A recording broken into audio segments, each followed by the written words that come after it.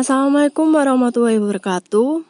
Halo teman-teman, kami dari kelompok 3 akan mempresentasikan mengenai perilaku dalam organisasi pada mata kuliah Sistem Pengendalian Manajemen. Sebelumnya, perkenalkan anggota kelompok kami. Yang pertama, Dipta Akila Zaidah, NIM B200190570 sebagai presenter pertama. Lalu Zen Kurniawan Putra, NIM B200190590 sebagai presenter kedua. Lalu Risa Putri Wahyu Wulansari, NIM B200190595 sebagai presenter ketiga. Oke teman-teman, sekarang kita akan memasuki materi, jadi tetap saksikan kami ya. Yang pertama, keselarasan tujuan. Sistem pengendalian manajemen mempengaruhi perilaku individu dalam suatu organisasi. Tujuan utama dari sistem pengendalian manajemen adalah memastikan sejauh mungkin tingkat goal congruence yang tinggi. Goal congruence merupakan keselarasan tujuan yang memiliki arti bahwa tindakan-tindakan individu yang dilakukan untuk meraih tujuan pribadi juga akan membantu untuk mencapai tujuan organisasi. Dalam organisasi, manajer senior akan menginginkan agar organisasi dapat mencapai tujuannya. Tetapi anggota individual organisasi mempunyai tujuan pribadi masing-masing yang tidak selalu konsisten dengan tujuan organisasi. Dengan demikian, tujuan utama dari sistem pengendalian manajemen adalah memastikan tingkat keselarasan tujuan yang tinggi. Sistem pengendalian yang memadai setidaknya tidak akan mendorong individu untuk bertindak melawan kepentingan organisasi. Dalam hal ini, sistem pengendalian manajemen yang baik akan mempengaruhi perilaku sehingga anggota dalam organisasi dapat memiliki tujuan yang selaras dengan tujuan organisasi. Dalam suatu organisasi, perilaku manusia dan tingkat pencapaian keselarasan tujuan dipengaruhi oleh sistem informal maupun formal. Sistem pengendalian yang bersifat informal contohnya etos kerja, gaya manajemen, dan budaya suatu organisasi. Sedangkan aspek formal merupakan sistem yang dibentuk oleh organisasi dan memiliki ketentuan dan aturan tertentu seperti perencanaan strategis, penyusunan anggaran, dan pelaporan. Lalu, faktor-faktor informal yang mempengaruhi keselarasan tujuan. Baik sistem formal maupun informal mempengaruhi perilaku manusia dalam organisasi perusahaan.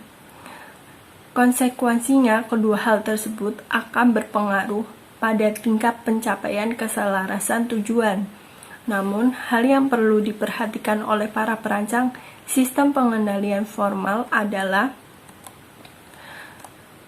aspek-aspek yang berkaitan dengan proses informal seperti etos kerja, gaya manajemen, dan budaya.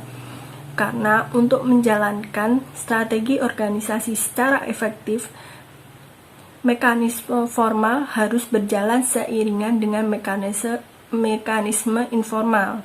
Oleh karena itu, sebelum sistem formal didiskusikan akan baik faktor-faktor informalnya diketahui terlebih dahulu, baik yang bersifat internal maupun eksternal, yang memiliki peranan dalam rangka meraih keselarasan dengan tujuan perusahaan. Faktor-faktor eksternalnya yaitu faktor-faktor eksternal adalah norma-norma mengenai perilaku yang diharapkan dalam masyarakat, di mana organisasi menjadi bagiannya. Norma-norma ini mencakup sikap yang secara kolektif sering juga disebut etos kerja yang diwujudkan melalui loyalitas pegawai terhadap organisasi, keuletan, semangat, dan kebanggaan yang dimiliki oleh pegawai dalam menjalankan tugas secara tepat waktu. Beberapa sikap itu bersifat lokal, yaitu spesifik untuk kota atau wilayah di mana organisasi beroperasi dan jenis industri yang dimiliki oleh organisasi tersebut. Lalu faktor-faktor internal ada budaya, gaya manajemen, organisasi informal, dan persepsi dan komunikasi. Yang pertama, budaya. Faktor internal yang terpenting adalah budaya dalam organisasi itu sendiri, yang meliputi keyakinan bersama, nilai-nilai hidup yang dianut, norma-norma perilaku sesuai asumsi-asumsi yang implisit diterima dan secara eksplisit dimanifestasikan di seluruh jajaran organisasi. Norma-norma budaya sangatlah penting karena hal tersebut bisa menjelaskan mengapa dua perusahaan dengan sistem pengendalian manajemen formal yang sama tetapi bervariasi dalam hal pengendalian informalnya. Budaya dalam perusahaan dipengaruhi oleh kualitas, personalitas, dan kebijakan CEO, serta personalitas dan kebijakan para manajer. Budaya dalam sebuah perusahaan biasanya tidak pernah berubah selama bertahun-tahun karena upaya untuk mengubahnya bisa mendapatkan perlawanan. Dan semakin lama perusahaan berdiri, semakin besar juga perlawanannya. Lalu yang kedua, gaya manajemen. Faktor internal yang barangkali memiliki dampak yang paling kuat terhadap pengendalian manajemen adalah gaya manajemen ini. Biasanya sikap-sikap bawahan mencerminkan apa yang mereka anggap sebagai sikap atasan mereka, dan sikap para atasan itu pada akhirnya berpijak pada apa yang menjadi sikap CEO. Para manajer memiliki kualitas dan gaya yang beragam. Beberapa di antaranya memiliki karisma dan ramah, sementara yang lain ada yang bergaya agak santai. Ada juga manajer yang banyak melewatkan waktunya dengan melihat dan berbicara dengan banyak orang manajemen dengan cara berkeliling atau manajemen by walking around. Sementara ada juga manajer yang menyibukkan diri dengan menulis laporan. Lalu yang ketiga, organisasi informal. Garis-garis dalam organisasi menggambarkan hubungan-hubungan formal, yaitu pemegang otoritas resmi dan bertanggung jawab dari sistem manajer. Sedangkan kenyataan yang ditemui selama berlangsungnya proses pengendalian manajemen tidak bisa dipahami tanpa mengenali arti penting dari hubungan-hubungan yang menyusun di organisasi yang bersifat informal. Lalu yang keempat, persepsi dan komunikasi. Dalam upaya meraih tujuan-tujuan organisasi, para manajer operasi harus mengetahui tujuan dan tindakan yang harus diambil untuk mencapainya. Mereka menyerap informasi ini dari berbagai jalur, baik jalur formal seperti anggaran dan dokumen-dokumen resmi lainnya, ataupun jalur informal seperti bahan obrolan yang tidak resmi. Namun, informasi yang diserap dari berbagai sumber ini bisa jadi bertentangan satu sama lain, atau bahkan memiliki interpretasi yang sangat beragam. Maka komunikasi perlu dibangun untuk menyamakan persepsi. Selanjutnya itu mengenai sistem pengendalian formal. Yang pertama kita akan membahas mengenai aturan-aturan. Apa itu aturan-aturan? Aturan-aturan adalah seperangkat tulisan yang memuat instruksi dan pengendalian yang di dalamnya termuat seperti instruksi jabatan, pembagian kerja, prosedur standar operasi, panduan-panduan, dan tuntunan-tuntunan etis. Aturan-aturan ini bisa dikatakan itu sebuah tulisan, seperangkat tulisan yang berisi instruksi serta pengendalian yang di dalamnya ini memuat instruksi jabatan, pembagian kerja, prosedur standar operasi, dan panduan-panduan dan tuntunan-tuntunan etis lainnya. Selanjutnya itu mengenai jenis-jenis dari aturan. Ada 4 jenis dari aturan itu sendiri. Yang pertama itu adalah mengenai pengendalian fisik, meliputi penjagaan keamanan, gudang-gudang terkunci, ruangan besi, password komputer, CCTV, dan pengendalian fisik lainnya. Yang mana ini bisa kita simpulkan itu seperti hanya sebuah aturan yang mengatur sebuah aset dari sebuah perusahaan ataupun organisasi secara fisik, pengamanan aset secara fisik, aturan-aturan mengenai pengamanan aset perusahaan secara fisiknya seperti itu. Selanjutnya itu mengenai jenis aturan manual, yang mana memuat panduan-panduan pedoman serta aturan yang digunakan dalam organisasi maupun perusahaan, yang mana harus dilakukan kajian secara berkala juga agar panduan pedoman serta aturan dapat berjalan sesuai dengan apa yang manajemen senior inginkan. Jadi kurang lebih ini seperti halnya apabila kita membeli sebuah produk elektronik ya, nanti di dalamnya ada sebuah manual book ya, yang mana itu nanti berisi mengenai pedoman, panduan serta aturan yang digunakan.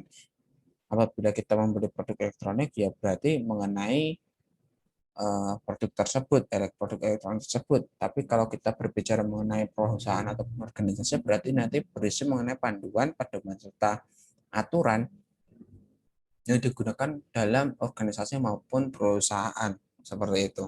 Lalu selanjutnya yaitu mengenai pengamanan sistem, mencakup pengamanan yang ada pada sistem pemrosesan informasi dan data agar informasi dan data dapat mengalir secara akurat dan mengurangi terjadinya kecurangan.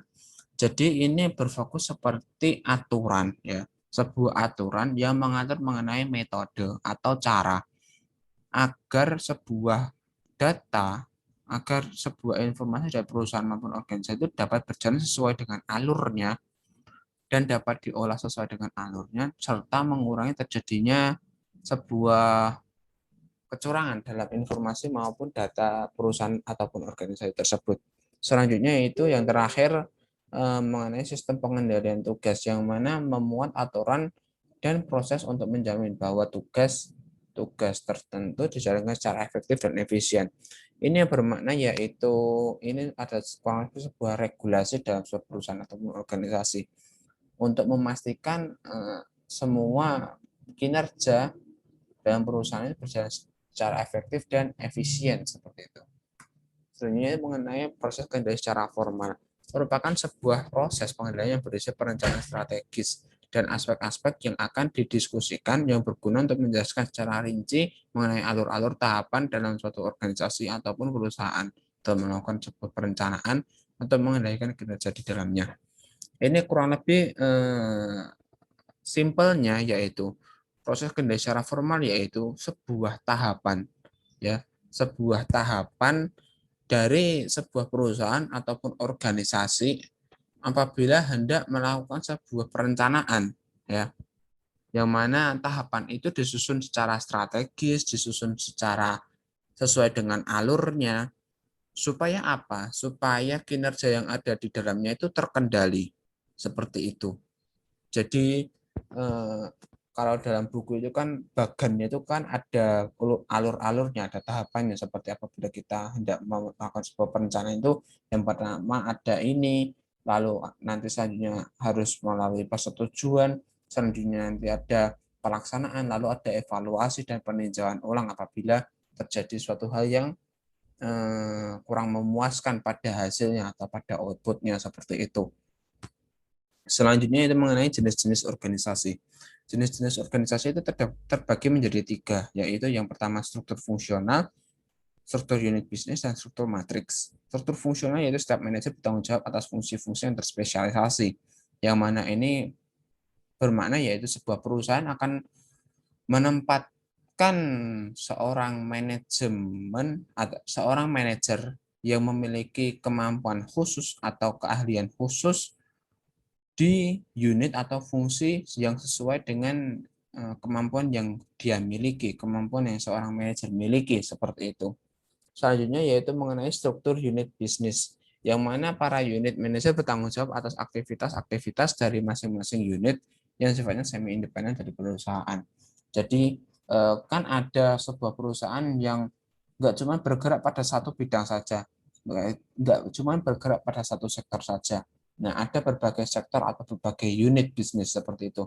Nah, setiap unit itu nanti akan diberikan seorang manajer yang mengurus mengenai unit ini, unit ini, unit ini. Yang mana unit dan fungsi itu berbeda. apabila fungsi ini lebih mengarah ke bidang ya, bidang pengerjaan dalam suatu perusahaan, unit ini lebih ke apa namanya ya, sektor. Jadi seperti halnya apabila sebuah produk ini ada sebuah produk A, yang mana produk A ini nggak cuma bergerak pada sektor makanan, tapi dia juga bergerak pada sektor, misalnya sektor elektronik. Misalnya juga dia juga bergerak di bidang sektor eh, pertambangan, perminyakan, seperti itu. Selanjutnya itu mengenai struktur matriks, yang mana unit-unit fungsional memiliki tanggung jawab ganda. Yang mana ini berarti yaitu unit-unit fungsional tadi, unit-unit fungsional itu unit-unit yang sudah terspesialisasikan dengan seorang manajernya itu mereka memiliki tanggung jawab ganda atau lebih. Jadi mereka nggak cuma bertanggung jawab sesuai dengan fungsi mereka, tapi mereka memiliki tanggung jawab lebih, tanggung jawab ganda seperti itu. Selanjutnya yaitu mengenai organisasi-organisasi fungsional, yang mana merupakan sebuah organisasi terdapat manajer yang bertanggung jawab atas suatu fungsi dalam perusahaan secara spesifik. Yang mana ini jenis ini memfokuskan suatu fungsi dalam perusahaan kepada seorang manajer yang memiliki pengetahuan dan skill khusus agar terciptanya kinerja yang efisien. Jadi seperti contoh seorang manajer pemasaran, nanti dia ditempatkan oleh sebuah perusahaan ke unit atau ke fungsi pemasaran. Jadi dia ditempatkan sesuai dengan keahliannya, seperti itu. Supaya apa? Supaya nanti kinerja dalam fungsi itu sendiri itu berjalan secara efisien. Namun ada beberapa dampak negatif yang diberikan dalam struktur fungsional ini. Yang pertama itu terdapat ketidakjelasan dalam menentukan efektivitas fungsional secara terpisah, yang mana ini mengakibatkan susahnya untuk menentukan bagian atau hasil untuk masing-masing fungsi. Nah, ini tuh seperti contoh, nanti dari perusahaan itu agak sedikit sulit itu yang menilai mana fungsi yang harus dihargai lebih. Seperti contoh antara fungsi produksi dan fungsi pemasaran. Sama-sama mereka memiliki hasil pada akhirnya. Hasilnya itu juga sangat berfungsi juga untuk bermanfaat juga untuk sebuah perusahaan, sama-sama pentingnya. Nah, meskipun sama-sama pentingnya ini dari perusahaan nanti kesulitan mana yang harus dihargai lebih seperti itu. Nah, selanjutnya itu mengenai apabila terjadi perselisihan antar fungsi, maka harus melibatkan tingkat yang lebih tinggi dari fungsi itu untuk menyelesaikan permasalahan itu. Jadi apabila seperti contoh fungsi pemasaran memiliki permasalahan dengan fungsi produksi, yang mana fungsi pemasaran selalu mengejar-ngejar untuk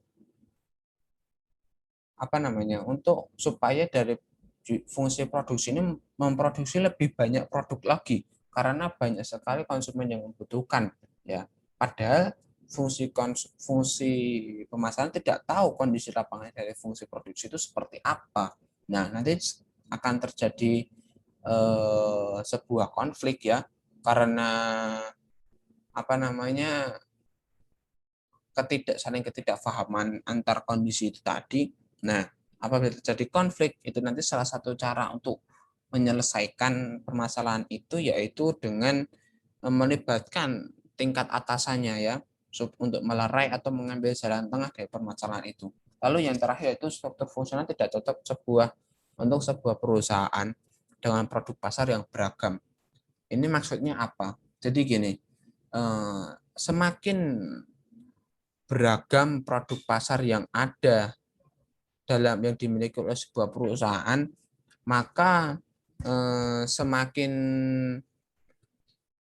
besar pula atau semakin tinggi pula kemungkinan dari perusahaan itu terjadi perselisihan antar fungsi. Jadi supaya kemungkinan itu tidak terjadi, jadi ya sangat tidak disarankan untuk sebuah perusahaan yang memiliki produk pasar yang beragam itu memakai struktur organisasi fungsional ini, seperti itu. Nah, solusi dari permasalahan ketiga itu tadi itu apa? Yang pertama itu melengkapi struktur fungsional vertikal yang ada dalam proses-prosesnya. Jadi dilengkapi gitu supaya apa? Supaya apabila terjadi perselisihan antar fungsi, tidak perlu lagi harus melibatkan tingkat yang paling atas seperti itu. Nah, harus ada satu tingkat yang di atasnya fungsi yang berselisih itu tadi, yang mana itu bertugas untuk menyelesaikan apabila fungsi ini terjadi perselisihan seperti itu.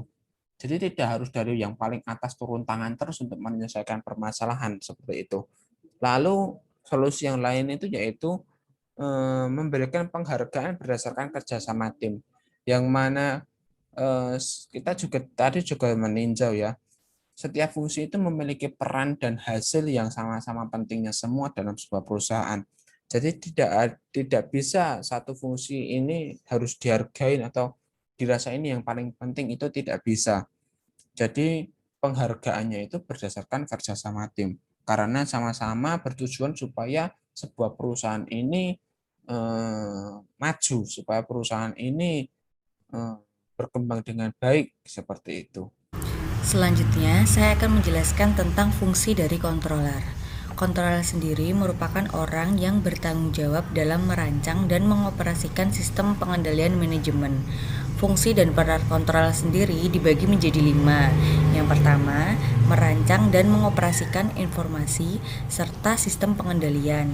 Yang kedua, menyiapkan pernyataan keuangan dan laporan keuangan pada pemegang saham dan pihak eksternal. Yang ketiga, menyiapkan dan menganalisis laporan kinerja, menginterpretasikan laporan tersebut untuk para manajemen, menganalisis program dan proposal anggaran dari berbagai segmen perusahaan, serta mengkonsolidasikannya ke dalam anggaran tahunan serta secara keseluruhan. Yang keempat, melakukan supervisi audit internal dan mencatat prosedur pengendalian untuk menjamin validitas informasi, menetapkan pengamanan yang memadai terhadap pencurian dan kecurangan, serta menjalankan audit operasional. Dan yang terakhir, mengembangkan personel dalam organisasi pengendali dan berpartisipasi dalam pendidikan personal manajemen dalam kaitannya dengan fungsi pengendali. Relasi kejajaran organisasi. Fungsi pengendalian adalah fungsi staf. Meskipun seorang controller biasanya bertanggung jawab untuk merancang maupun mengoperasikan sistem yang mengumpulkan dan melaporkan informasi, pemanfaatan informasi ini adalah tanggung jawab jajaran manajemen. Controller tidak membuat ataupun mendorong pihak manajemen untuk mengambil keputusan. Tanggung jawab untuk menjalankan pengendalian sesungguhnya berasal dari CEO lalu turun ke bawah melalui jalur organisasi.